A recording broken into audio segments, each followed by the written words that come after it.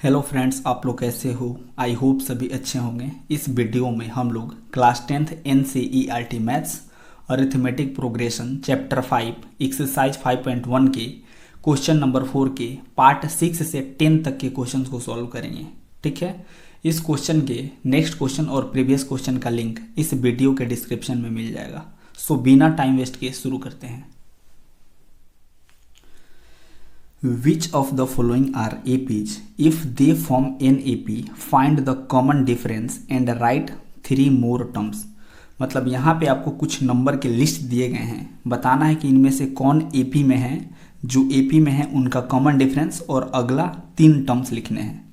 ठीक है, तो इस क्वेश्चन को सॉल्व करने के लिए आपको 3 बेसिक्स पॉइंट बिल्कुल अच्छे से क्लियर होना चाहिए। पहला, अगर आपको कोई एक नंबर का लिस्ट दे दे तो आपको ये पता करना आना चाहिए कि वह एपी में है कि नहीं।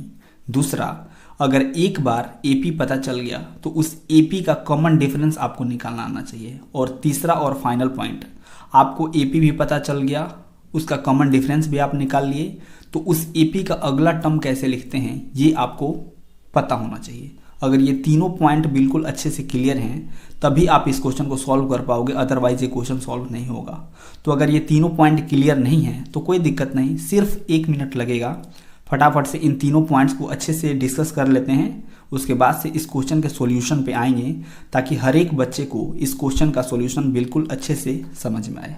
ठीक है, वैसे तो इन तीनों पॉइंट्स को इसके पिछले वीडियो में अच्छे से डिस्कस किए थे, लेकिन अगर कोई बच्चा फर्स्ट टाइम देख रहा है तो पूरा वीडियो बिना स्किप किए देखो, और जो इसका पिछला वीडियो देख चुका है वो 2-3 मिनट वीडियो स्किप करके डायरेक्टली क्वेश्चन के सॉल्यूशन पे आ सकता है। ठीक है, कोई भी नंबर्स का लिस्ट एपी में है कि नहीं, इसको पता करने के लिए आपको एपी का कंसेप्ट बिल्कुल अच्छे से पता होना चाहिए। तो इसके डेफिनेशन को बिल्कुल ध्यान से सुनो। An AP is a list of numbers in which each term is obtained by adding or subtracting a fixed number to its preceding term। मतलब ऐसे नंबर्स का लिस्ट जिसके पिछले टर्म्स में एक फिक्स नंबर जोड़ने या घटाने से अगला वाला टर्म मिले, वैसे नंबर्स के लिस्ट को हम लोग AP बोलेंगे। इसको हम लोग अच्छे से एग्जाम्पल की मदद से समझते हैं। जैसे आपके सामने यह एक नंबर्स का लिस्ट लिखा गया है, अगर इसको आप ध्यान से देखो तो एक फिक्स नंबर 2 जोड़ने से इस नंबर्स के लिस्ट का अगला वाला टर्म आपको आता हुआ दिख रहा है। इसी प्रकार से एक दूसरा एग्जांपल लेते हैं। अगर इस एग्जांपल को आप ध्यान से देखो तो एक फिक्स नंबर 3 घटाने से इस सीक्वेंस का, इस नंबर्स के लिस्ट का अगला वाला टर्म आपको आता हुआ दिख रहा है। तो ये जो दोनों एग्जाम्पल्स हम लोग लिए हैं ये दोनों एपी में होंगे, क्योंकि ऊपर वाले एग्जाम्पल में एक फिक्स नंबर 2 जोड़ने से इस नंबर के लिस्ट का अगला वाला टर्म आ रहा है, और इस नीचे वाले एग्जाम्पल में एक फिक्स नंबर -3 करने से इस नंबर्स के लिस्ट का अगला वाला टर्म आ रहा है। तो इसी प्रकार से कोई भी नंबर्स का लिस्ट हो, अगर एक फिक्स नंबर उसमें जोड़ने से अगला वाला टर्म आ रहा हो या फिर एक फिक्स नंबर घटाने से उस नंबर्स के लिस्ट का अगला वाला टर्म आ रहा हो, तो उस प्रकार के नंबर्स के लिस्ट को हम लोग एपी बोलेंगे। ठीक है, तो आई होप अब आपको अच्छे से समझ में आ गया होगा कि किसी भी नंबर्स के लिस्ट को हम लोग एपी कब बोलेंगे। ठीक है, अब समझते हैं कि एपी का कॉमन डिफरेंस क्या होता है और उसको कैसे कैलकुलेट करते हैं। अभी हम लोग देखे हैं कि ये दोनों नंबर्स के लिस्ट एपी में है। अब समझते हैं कि एपी का कॉमन डिफरेंस क्या होता है और उसको कैसे कैलकुलेट करते हैं। ठीक है, तो किसी भी एपी में जो फिक्स नंबर जोड़ा या घटाया जाता है वही फिक्स नंबर उस एपी का कॉमन डिफरेंस कहलाता है। ठीक है, यानी इस वाले एग्जांपल में हम लोग एक फिक्स नंबर 2 जोड़ रहे थे तो इसका अगला वाला टर्म आ रहा था, यानी इस एपी का जो कॉमन डिफरेंस होगा जिसको हम लोग स्मॉल d से डिनोट करते हैं वह 2 होगा। ठीक है, उसी प्रकार से इस नीचे वाले एग्जाम्पल में एक फिक्स नंबर 3 घटाने से इसका अगला वाला टर्म आ रहा था, यानी इस एपी का जो कॉमन डिफरेंस होगा वह -3 होगा। यहाँ तक ठीक है। अब बिल्कुल ध्यान से सुनो, कोई भी नंबर्स का लिस्ट एक बार एपी में साबित हो गया तो उसके प्रत्येक 2 लगातार टर्म्स के बीच का जो अंतर होता है वह एक फिक्स नंबर आता है। जैसे 11 में से आप 9 घटाओगे तो आपको 2 मिलेगा, 9 में से 7 घटाओगे तो 2 मिलेगा, 7 में से 5 घटाओगे तो 2 मिलेगा। प्रत्येक दो लगातार टर्म्स के बीच का जो अंतर है उतना ही उसका कॉमन डिफरेंस भी है। ठीक है, जैसे इस नीचे वाले एग्जाम्पल में अगर इसका कॉमन डिफरेंस आपको पता नहीं होता तो कैसे हम लोग कैलकुलेट करते हैं, ध्यान से सुनो। अभी अभी हम लोग यहाँ पे देखे हैं कि कोई भी नंबर्स का लिस्ट एक बार एपी में प्रूफ हो गया तो उसके प्रत्येक दो लगातार टर्म्स के बीच का जो अंतर है वह एक फिक्स नंबर आता है और वही उस एपी के कॉमन डिफरेंस के इक्वल होता है। ठीक है, यानी इस एग्जाम्पल में अगर हमको इसका कॉमन डिफरेंस पता नहीं होता तो आप यहाँ से किसी भी दो लगातार टर्म्स को सब्ट्रैक्ट कर देते तो यहाँ से भी आपको इसका कॉमन डिफरेंस निकल जाता। ठीक है, जैसे यहाँ पे अगर आप तीसरे टर्म में से दूसरे टर्म को घटाते तो तीसरा टर्म 8 है और दूसरा टर्म 11 है, तो यहाँ से आपको -3 मिल जाता जो कि आपके डी का वैल्यू होता, आप देख सकते हो। ठीक है, तो यहाँ से हम लोग अभी तक क्या क्या सीख लिए। कोई भी नंबर्स का लिस्ट अगर आपको दे दे तो आप बता सकते हो कि वह एपी में है कि नहीं। ठीक है, अगर एक बार एपी में पता चल गया तो उसका आप कॉमन डिफरेंस में निकाल सकते हो। ठीक है, अब देखते हैं कि अगर एपी पता चल गया, उसका कॉमन डिफरेंस पता चल गया तो उसका अगला टर्म कैसे लिखते हैं। तो कुछ नहीं करना होता है, बस इस कॉमन डिफरेंस के वैल्यू को टर्म्स में आप ऐड करते जाओ तो अगला वाला टर्म्स आपको मिलते जाएगा। जैसे इसमें अगर आप कॉमन डिफरेंस का वैल्यू +2 ऐड करोगे तो इसका अगला वाला टर्म आपको 13 मिलेगा। फिर कॉमन डिफरेंस का वैल्यू इसमें +2 ऐड करोगे तो अगला वाला टर्म आपको 15 मिलेगा। ठीक है, उसी प्रकार से यहाँ पे इस एपी का कॉमन डिफरेंस -3 है तो अगला वाला टर्म निकालने के लिए आप -3 ऐड करोगे इसमें तो आपको यहाँ पे 5 मिलेगा। फिर -3 ऐड करोगे तो यहाँ पे 2 मिलेगा और ये इसी प्रकार से बढ़ते जाएगा। ठीक है, यहाँ से आपको तीनों पॉइंट्स बिल्कुल अच्छे से क्लियर अब हो गया है। अब हम लोग अपने क्वेश्चंस पे आ सकते हैं। तो 1 बाय 1 करके क्वेश्चन लेते हैं और उसको सॉल्व करना शुरू करते हैं। तो ये रहा इस वीडियो का पहला क्वेश्चन, बताना है कि यह एपी में है कि नहीं। अगर एपी में होगा तो इसका कॉमन डिफरेंस और अगला 3 टर्म आपको लिखना है। कैसे पता करेंगे कि यह एपी में है कि नहीं। अभी जस्ट हम लोग देखे थे कि कोई भी नंबर्स का लिस्ट एक बार एपी में प्रूव हो जाता है तो उसके प्रत्येक दो लगातार टर्म्स के बीच का जो अंतर है, जो डिफरेंस है, वह एक फिक्स नंबर आता है और वही फिक्स नंबर उसका कॉमन डिफरेंस यानी कि सार अंतर कहलाता है। तो यहाँ पे भी हम लोग इन टर्म्स के बीच का डिफरेंस देखेंगे कि सेम आ रहा है कि नहीं। अगर सेम आया तो यह भी एपी में होगा, नहीं तो नहीं होगा। तो फटाफट से चेक करते हैं। सबसे पहले a2 - a1 करते हैं। a2 का वैल्यू 0.22 माइनस a1 का वैल्यू 0.2, तो ये आपका जो डिफरेंस है a2 - a1 का, यह 0.02 के इक्वल निकल के आ जाएगा। ऐसे ही थोड़ा a3 - a2 करते हैं। a3 का वैल्यू कितना है 0.222 माइनस a2 का वैल्यू 0.22, तो इसको आप सॉल्व करोगे तो a3 - a2 का जो वैल्यू है वह 0.002 के इक्वल आपके पास निकल के आएगा। ठीक है, तो नेक्स्ट पेज पे a4 - a3 करके देखते हैं। उसके बाद से फाइनली हम लोग कंक्लूड करेंगे कि यह एपी में है कि नहीं। ठीक है, अब a4 - a3, a4 का वैल्यू कितना है 0.2222 माइनस a3 का वैल्यू 0.222। इसको जब आप सब्ट्रैक्ट करोगे तो इसका वैल्यू 0.0002 के इक्वल निकल के आएगा। ठीक है, तो यहाँ से आप क्लियरली देख सकते हो कि इस नंबर्स के लिस्ट के प्रत्येक दो लगातार टर्म्स के बीच का जो डिफरेंस है, जो अंतर है, वह समान नहीं आ रहा है, यानी यह एपी में नहीं होगा। तो यहाँ से स्टेटमेंट आप क्या बोलोगे, this list of numbers is not forming an AP because the difference between two consecutive terms is not same. ठीक है, यहाँ पे भी हम लोग सभी टर्म्स के बीच के अंतर को चेक करेंगे। अगर सेम आया तो यह एपी में होगा, नहीं तो नहीं होगा। ठीक है, तो सबसे पहले a2 - a1 करते हैं। a2 का वैल्यू -4 माइनस a1 का वैल्यू 0, तो यह आपका -4 के इक्वल निकल के आ जाएगा। इसी प्रकार से a3 - a2, a3 का वैल्यू कितना है -8 और a2 का वैल्यू -4, तो ये -8 माइनस +4, तो ये भी -4 के ही इक्वल निकल के आ जाएगा। इसी प्रकार से A4 माइनस A3, A4 का वैल्यू -12 और A3 का वैल्यू -8, तो -12 माइनस माइनस प्लस 8 और ये -4 निकल के आ गया। आप यहाँ पे क्लियरली देख सकते हो कि सभी टर्म्स के बीच का जो डिफरेंस है, जो अंतर है, वह एक फिक्स नंबर -4 निकल के आया है, यानी यह AP में होगा। यानी आप क्या बोलोगे, yes this is in AP and its common difference is equal to -4। तो फटाफट से नेक्स्ट पेज पे इसका अगला 3 टर्म कैलकुलेट कर लेते हैं। इसके 4 टर्म्स हमें पता हैं, यानी अगला 3 टर्म्स कैलकुलेट करने के लिए हमें A5, A6 और A7 कैलकुलेट करना पड़ेगा, ठीक है। और अभी जस्ट हम लोग इसका कॉमन डिफरेंस यानी कि सार्वंतर -4 की इक्वल कैलकुलेट किए हैं।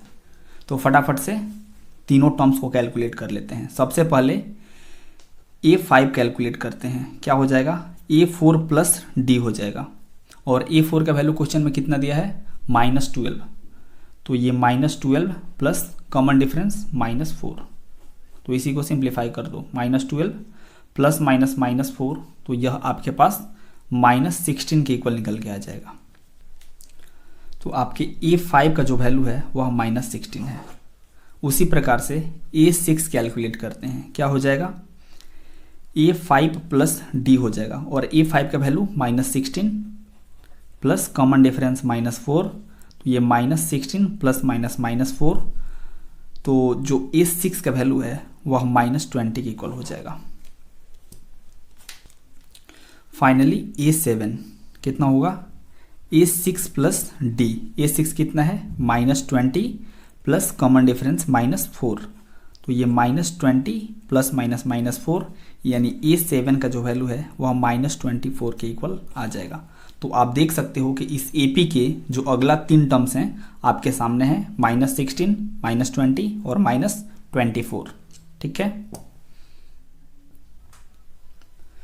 अब इसको चेक करना है कि यह AP में है कि नहीं, तो इसको देख के कंफ्यूज नहीं होना है। अभी तक जो काम हम लोग करते आए हैं वही सेम काम हम लोग यहाँ पे भी करेंगे, ठीक है। प्रत्येक 2 लगातार टर्म्स के बीच का अंतर चेक करेंगे कि वह सेम आ रहा है कि नहीं। अगर सेम आया तो इसको AP बोलेंगे, नहीं तो AP नहीं बोलेंगे, ठीक है। तो अपने काम पे लग जाते हैं। सबसे पहले A2 माइनस A1 करते हैं। A2 का वैल्यू -1/2 और उसमें से सब्ट्रैक्ट करना है A1 का वैल्यू, जो कि अगेन -1/2 के इक्वल है। तो यह -1/2 माइनस माइनस प्लस 1/2, और ये कैंसल आउट होकर आपको 0 दे देगा, ठीक है। बिल्कुल इसी प्रकार से A3 माइनस A2 जब आप करोगे तो A3 का वैल्यू भी -1/2 है और A2 का वैल्यू -1/2 ही है, तो ये भी आपका 0 के ही इक्वल आ जाएगा, ठीक है। और फाइनली A4 माइनस A3, तो ये भी -1/2 और उसमें से सब्ट्रैक्ट करोगे -1/2, तो ये -1/2 माइनस माइनस प्लस 1/2 और ये भी कैंसल आउट होकर 0 आ जाएगा। तो यहाँ पे आप क्लियरली देख सकते हो कि प्रत्येक 2 लगातार टर्म्स के बीच का जो अंतर है वह एक फिक्स नंबर 0 आ रहा है, ठीक है, इसलिए यह AP में होगा। तो आप स्टेटमेंट क्या बोलोगे, yes this is in AP and its common difference is equal to 0, ठीक है। तो आप फटाफट से नेक्स्ट पेज पे इसका अगला 3 टर्म्स कैलकुलेट कर लेते हैं। इस AP के भी हमें 4 टर्म्स पता है, यानी अगला 3 टर्म्स कैलकुलेट करने के लिए हमें A5, A6 और A7 कैलकुलेट करना पड़ेगा, ठीक है। और अभी जस्ट हम लोग इसका कॉमन डिफरेंस 0 के इक्वल निकाले हैं। तो फटाफट से अपने टर्म्स को कैलकुलेट करते हैं। सबसे पहले A5 कैलकुलेट करते हैं। A4 प्लस D हो जाएगा। A4 का वैल्यू कितना है, -1/2 और उसमें कॉमन डिफरेंस 0 ऐड करेंगे, तो यह -1/2 के ही इक्वल निकल के आ जाएगा। इसी प्रकार से A6 निकालते हैं। A5 प्लस D हो जाएगा। A5 का वैल्यू -1/2 ही है प्लस 0, तो ये भी -1/2 ही निकल के आ जाएगा A6 का वैल्यू, ठीक है। फाइनली A7 क्या हो जाएगा, A6 प्लस D, A6 भी -1/2 ही है प्लस कॉमन डिफरेंस 0, यानी A7 का जो वैल्यू है वो भी -1/2 के इक्वल निकल के आ जाएगा। तो आपके सामने अगला जो 3 टर्म्स हैं यहाँ पे आ चुका है।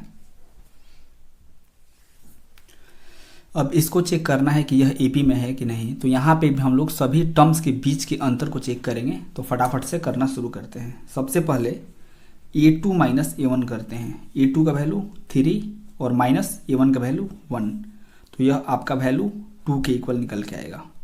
ठीक है। अब a3 माइनस a2 करते हैं। a3 का वैल्यू 9 और a2 का वैल्यू 3, तो यह 6 के इक्वल निकल के आएगा।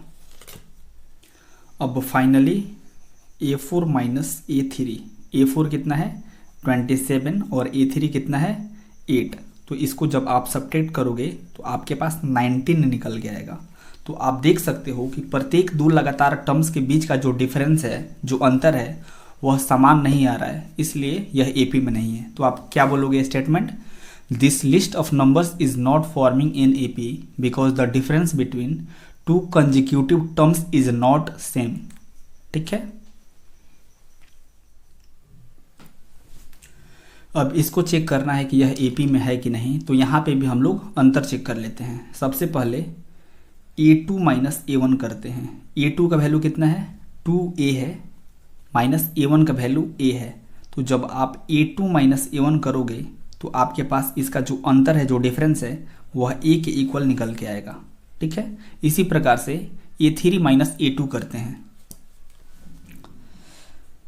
a3 माइनस a2, a3 का वैल्यू कितना है 3a और a2 का वैल्यू 2a है। तो इसको सब्ट्रैक्ट करोगे तो a3 माइनस a2 का जो वैल्यू है वो भी a के ही इक्वल निकल के आएगा। अब finally a4 minus a3, a4 का वैल्यू कितना है, a4 का वैल्यू 4a और a3 का वैल्यू 3a, तो a4 माइनस a3 का जो वैल्यू है वो भी a के ही इक्वल निकल के आएगा। तो आप देख सकते हो यहाँ पे कि सभी दो लगातार टर्म्स के बीच का जो डिफरेंस है, जो अंतर है, वह a के इक्वल निकल के आ रहा है, जो कि एक फिक्स वैल्यू है, इसलिए यह AP में होगा। तो आप क्या बोलोगे, yes this is in AP and its common difference is equal to A। ठीक है। तो नेक्स्ट पेज पे इसका अगला 3 टर्म्स कैलकुलेट कर लेते हैं। इस AP के हमें 4 टर्म्स पता हैं, यानी अगला 3 टर्म्स कैलकुलेट करने के लिए हमें A5, A6 और A7 कैलकुलेट करना पड़ेगा। और अभी जस्ट हम लोग इसका कॉमन डिफरेंस यानी कि सार अंतर का वैल्यू A के इक्वल निकाले थे। तो फटाफट से टर्म्स कैलकुलेट कर लेते हैं। यानी A5 is equal to A4 plus D होगा। A4 का वैल्यू कितना है, A4 का वैल्यू 4A के इक्वल है और D का वैल्यू A के इक्वल है, यानी A5 का जो वैल्यू है वह 5A के इक्वल हो जाएगा। इसी प्रकार से A6 भी कैलकुलेट कर लेते हैं। क्या हो जाएगा, A5 प्लस D। A5 का वैल्यू कितना है 5A है और D का वैल्यू A है, यानी A6 का वैल्यू 6A हो जाएगा। अब फाइनली A7 क्या होगा, A6 प्लस D, मतलब 6वां टर्म में आप कॉमन डिफरेंस का वैल्यू जोड़ दोगे तो आपको 7वां टर्म मिल जाएगा।